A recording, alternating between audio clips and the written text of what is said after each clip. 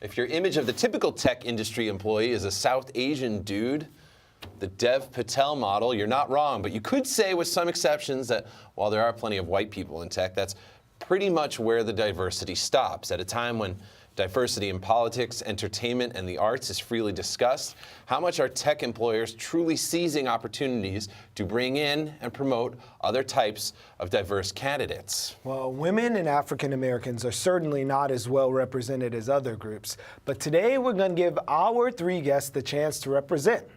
Rashidi Hendrix has gone from music exec to TV producer to now tech entrepreneur with a successful new app called Laughly. Nice to have you here, sir. Thank you for the invitation. I really appreciate it.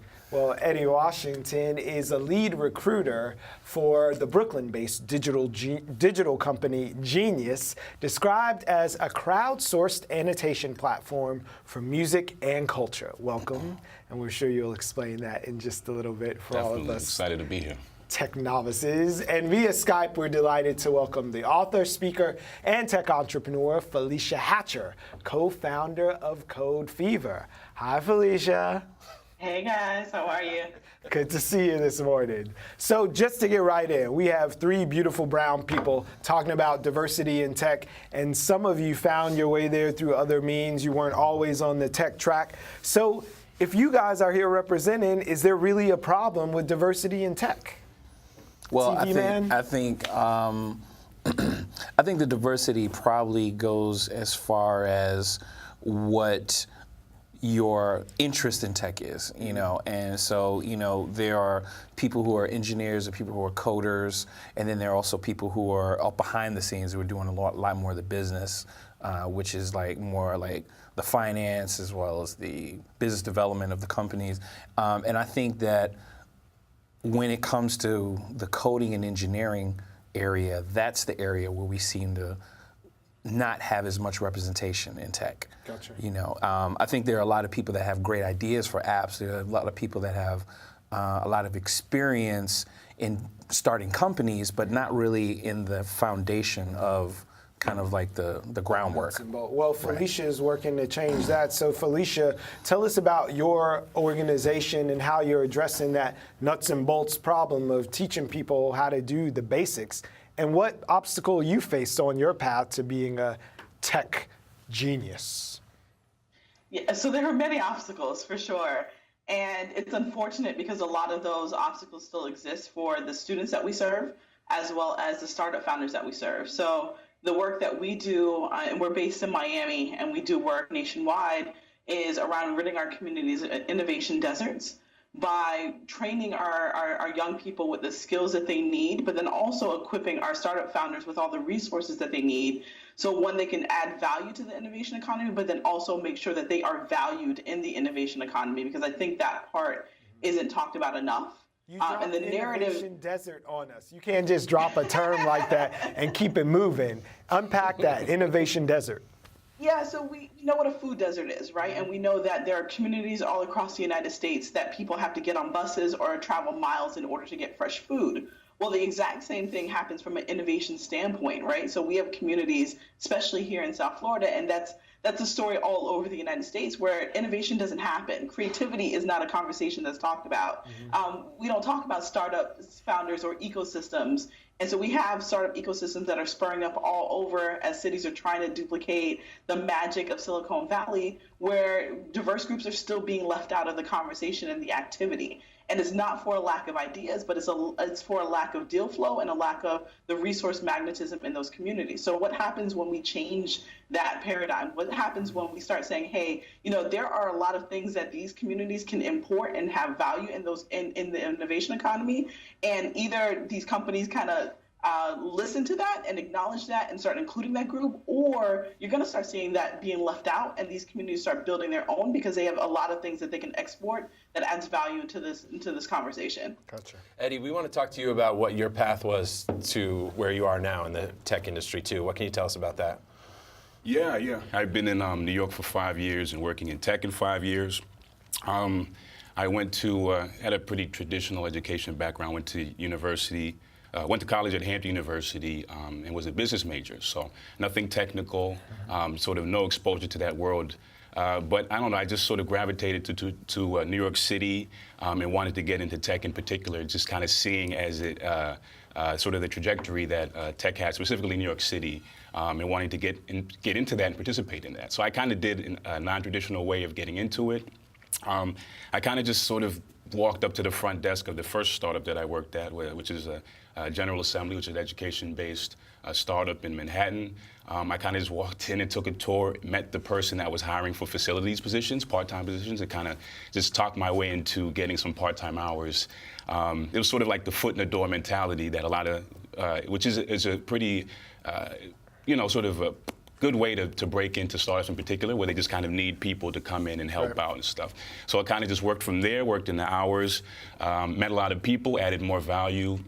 I inevitably got sort of hired to do a full-time role and kind of stayed at the company for 3 years. And then, Eddie, for those who don't know, you're now with Genius. What does Genius do? So Genius it's a website. It's basically the world's largest curator of musical knowledge. Right, did that start as Rap Genius? That's correct. Oh, look it. He's very familiar. Yeah. Go ahead. So basically you go to genius.com. It used to be called Rap Genius, and you can find the meaning or sort of lyrical significance of your favorite songs, and all of that knowledge, the lyrics themselves, all the way to the annotations, where you can click on the lyric and an explanation will pop up. That's all crowdsourced, similar to Wikipedia. Yeah. So that's sort of the crowdsourced annotation platform that was in the bio. But I've been there for a year and a half, leading recruiting. It's not written in the job description to focus on diversity, but obviously it's something that holds true to my heart that I like to focus on. So Rashidi, you have an app that you've developed, and you had success in the music and television industries. I wondered if you look at that landscape of those sort of three environments, did you encounter resistance in the world of technology and development, or is it just like the Wild West? If you got an idea, you can make it fly. I think the funny thing about the tech world is that right now it is a little bit of the Wild Wild West as far as like the apps. Yeah. When I was in the music industry and equally in television, it's very organized and structured. It's very much, you kind of penetrate however you penetrate. Like if you start at the beginning, you get in somebody's coffee and croissants, and then you end up the VP of marketing, after you've paid your dues or moved around to different companies. In tech, it's very much an entrepreneurial world, and that's what I like about it. And I think that the penetration of getting in to tech for me was a little different, just because I was already kind of attached. I kind of came to the app with skills already. Gotcha. And there was a need for what I did within the confines of the app. So it kind of progressed for me to kind of come in and say, well, hey, I did this in music and I did this in television. We're an app that aggregates content. Mm-hmm. So for me, it was easy because I was the perfect person to do that. Yeah. I knew how to do licensing and I know the entertainment space. Right. So I think that the getting into the world of tech for certain reasons, I guess, can be different for everyone. Right. So Felecia, then, what barriers do we need to break down? You're working with young people, and you've written books on subjects like starting a business on a ramen budget kind of thing. What are the barriers that we need to break down in a real way to get people at least thinking about their futures in these fields? Yeah, so one of the biggest barriers is there's a pipeline problem on both sides. And not to dwell so much on the problem, because we know what the problems are, but what are the solutions to that? So on one area, you look at programming that takes place in local cities, where sports programs take place at least 4 to 5 days a week. And very far and in between do you find a program that's around computer programming, digital literacy, even like drone racing and robotics at the end of the day. So one is increasing the frequency in which these programs take place. The other part of that is making sure that these places are also very safe places for parents who there's a generational gap in technology, and a lot of times they're the main barrier because they don't understand it and they're not comfortable with it. And so they prevent their kids from being fully involved in it because they don't want to get asked a hard tech question and not be able to ask that question. So what are the safe places that we can provide for parents? Because STEM was kind of just shoved down parents' throats like 4 or 5 years ago without anyone saying, do you actually understand what this is? Do you actually understand the trajectory for your child if they go down this level? Because parents know what a doctor and a teacher makes and a sports player makes. But ask any parent, like, what does a computer programmer make? What does an app developer make? What does someone working in machine learning make? And they kind of gloss over, right? Yeah. And if they don't understand that because they want to make sure that their children have very successful lives and stability and insurance and all that good stuff, then they are going to push them in a direction that they understand and they feel comfortable. So it's one, the frequency of these programs taking place, the funding of these programs taking place, because a lot of these programs are underfunded and they're hoping and wishing. And then the other part is making sure that these programs move from the train and pray model, right? So we're training and we're praying that there's a job on the end of that. So how can we connect those two? Yeah. And so the other end of that pipeline is twofold. It's one, making sure that these companies that have the positions are working with the organizations and saying, this is the quality of person that we're looking for, right, so that you're not creating a program and hoping that it fits. And then they get on the other end, it's just like, I still can't get a job. Like, what did I do wrong? I thought I did everything right.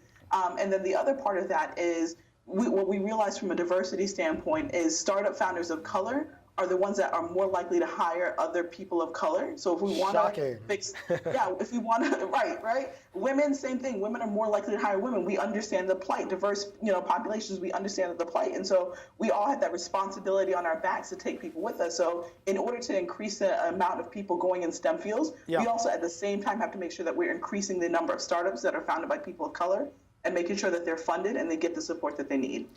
Felecia, thank you very much. We want to thank all three of you for being here. Unfortunately, we're out of time, but we really appreciate you guys coming by.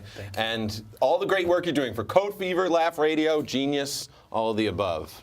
I had more questions, but I know. It's like our time just went away like that. You got to come back. Yes, thank you. Demonstrate your stuff for us. Thank you very much for being here. Absolutely.